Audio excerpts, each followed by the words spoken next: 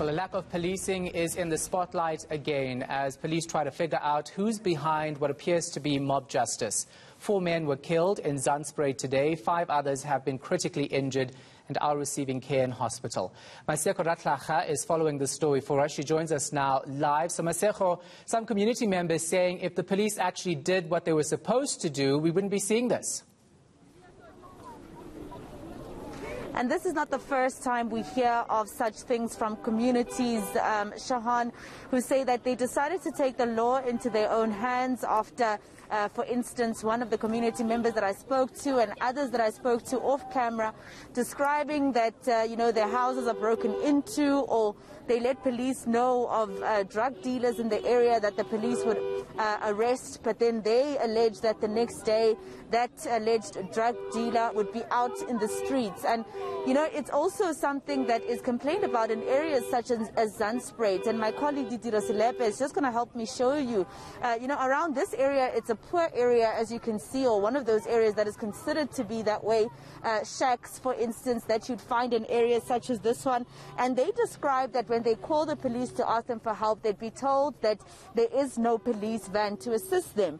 But they also ask themselves, not too far away from them, and my colleague Didiro is showing you those houses in a suburban area in Johannesburg, those expensive houses in an area, for instance called Dane Fern in Fourways. They wonder if those community members are given the same excuse, because they essentially, some of them actually use the same police stations, Honeydew, for instance, or the Cosmos City police station. So they wonder if those residents over there, their neighbors in the more expensive houses, are given the same excuse when they call out for assistance. But here is one of the community members, Shahan, that I spoke to this morning, describing what it is that they go through every time they report cases to their local police station. Yes, we know them. We know them. Some of them, we can't say kiing. But some of them are drug dealers. They really tsebang mo Zandspruit. Why le sa letella maphodisa le thusa le ba tshepi? That is $1 million question. That is $1 million question. Hana no ka fonela ko station ba botsa ba ra bana vene ya maponisa. Mara ya o tsamaya door to door mo ba kolega. Bana le tsona. That is pain. We can't say we are proud of this thing. It's pain, but end up a decision because we don't report a crime today. Arena vein. Mara lose monte. Vein drug dealer.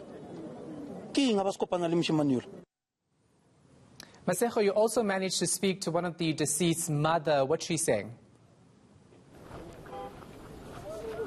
Well, Shahan, a really sad situation. Actually, I was looking at these grounds here and I realized that it's actually soccer grounds where young children I've spotted playing here. Some of them oblivious to the fact that, 4 men were killed, burnt and beaten to death in the early hours of this morning, not so far away from where we are. I want to talk about this mother and her her sadness at finding or seeing her son the way that he was, especially because, when the forensic team, Shahan, I think for a lot of us who are watching, the forensic team, when they moved those bodies, and you realize that underneath where those bodies lay, there was still fire, and, smoke started to linger in the air, but also underneath the body of one of the guys who seemingly had the tire around his neck, the fire actually reignited. But before we show the viewers a part of that interview that I had with the mother, I want to speak to the local councillor.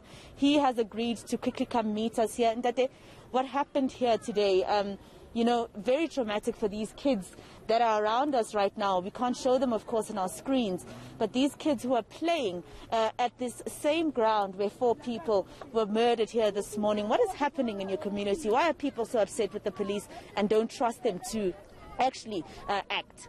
It's very sad on what has been happening this early morning. The community woke up early in the morning, hearing people screaming, blowing whistles, saying we caught them. These are the people who are terrorizing our community. Please come to everyone. Fortunately, what has been happening is that we are really facing with a challenge of crime in our area. Crime is very high. I know it's very difficult to understand, but when coming to this issue for this morning, when someone just call people to say these are the robbers, these are the criminals, trying to mobilize community is very, very wrong. What have you done as a councillor to try and get the police to come here and reconcile with this community to avoid such incidents? The community are very much worried about the response of the police, because each and every time when something like this happens, more especially mob justice, when they try to call police station, they are not coming in time, taking 2 hours late. This morning I went to Cosmos City police station because it is very near to where I was, knowing very well that I will find the police there, only to find when I arrived there, when I report, they said the already 2 vehicles has been gone to the scene. But the challenge is that your people, councillor, they are throwing stone to the police van, so they are unable to get in and rescue until they are waiting the backup, the nyalas, and so on.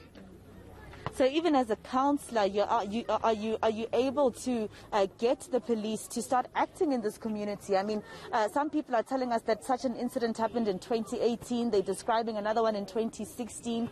What are the police saying to you as a councillor? When is this going to stop? You know, the response of the police is something that no one can understand it, because most of the time when this thing happens, they don't pitch on time. They're just keeping to say we are coming, but we are near to the police station.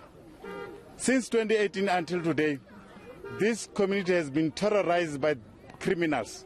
But what I want to say is to you today, I'm not condoning what has been happening. It is very, very, very terrible and painful, more especially to the parents of the kids who has been died and those who are at hospital by this time.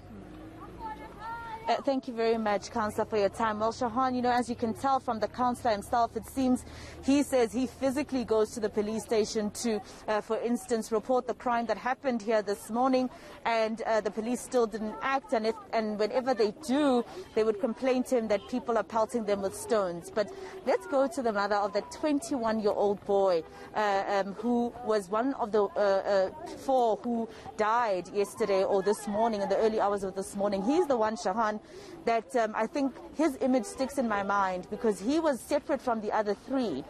He wasn't wearing any clothing compared to the other 3. He only had underwear on. So I'm not sure what happened with him, because none of the community members want to tell us. But he's the one who is separate from the other 3, and he's the one whose hands were tied behind his back and his face was literally in the ground. His mother, a municipal worker, just sat on this dirty floor, rather, to just look at her son as he was being taken. And she says the only way she actually saw that it's her son is by his hair. But here is PATRICIA talking about how, you know, she found out this morning, and you must take a look at her, Shahan, as she speaks. You can tell that she's not really, she hasn't really grasped what was happening this morning. I think for her, it was something that still felt like a dream, really, as a mother, to watch on as that happened to her son. Ke fellwa ke matla goba ke ne ke sa nagana gore o tla ba le swa le maponopona tshwana ba bang ba ntse ba apere maduka a bona ena ga apa go na apere anda pene fele tšheletse mo yena ya bona ga go bohloko ke utlwa bohloko haholo senganyane la ke thotse ke sa le tjena ke utlwa bohloko ka ba ke ngwana ka ke mo goetse 9 months.